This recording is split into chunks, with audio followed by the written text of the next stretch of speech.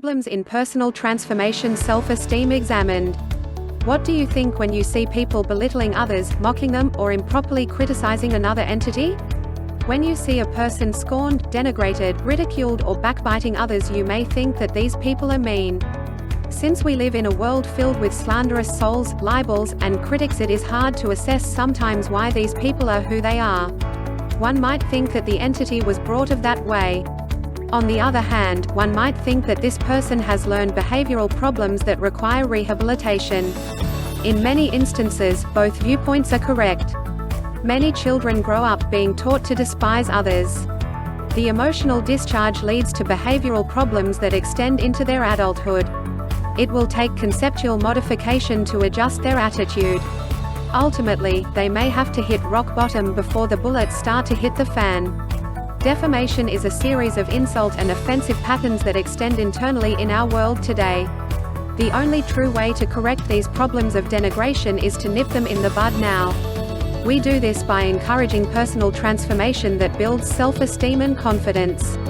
It is time to put the conceptions in check by reforming the observable mind to think positive.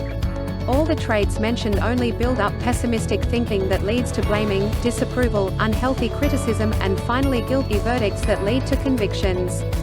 Not one person can continue their denunciation without paying great consequences for their actions. Thus, in order to prevent and halt these behaviors, we must all act now. The ultimate recourse leads us to absolution, which gives one freedom and liberty to forgive self and others.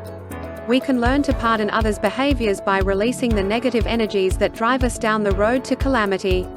Releasing the emotions through positive expressions will give you freedom of mind with practice.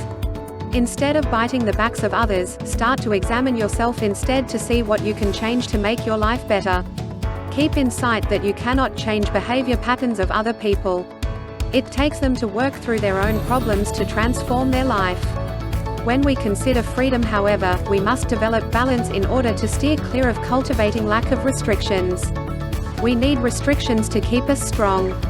Restrictions are mechanisms that enable us to make good choices by avoiding harmful activities, entertainment, or other actions that puts us at abnormal risks. Freedom provides us inner strengths, which include openness.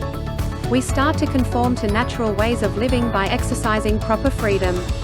Freedom builds self-determination, independence, free will, inventiveness, frankness, candor, and abandonment of our fears, doubts, and other emotional problems that lead to deformations.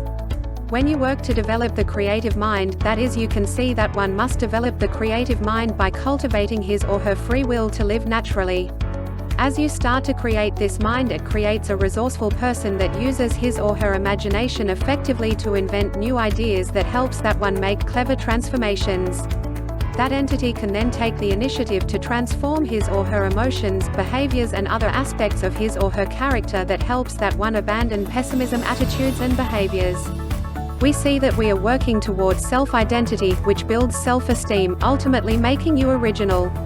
Instead of shaking your head and constantly pointing out the problems of others, start changing you today by examining your own behaviors and emotions.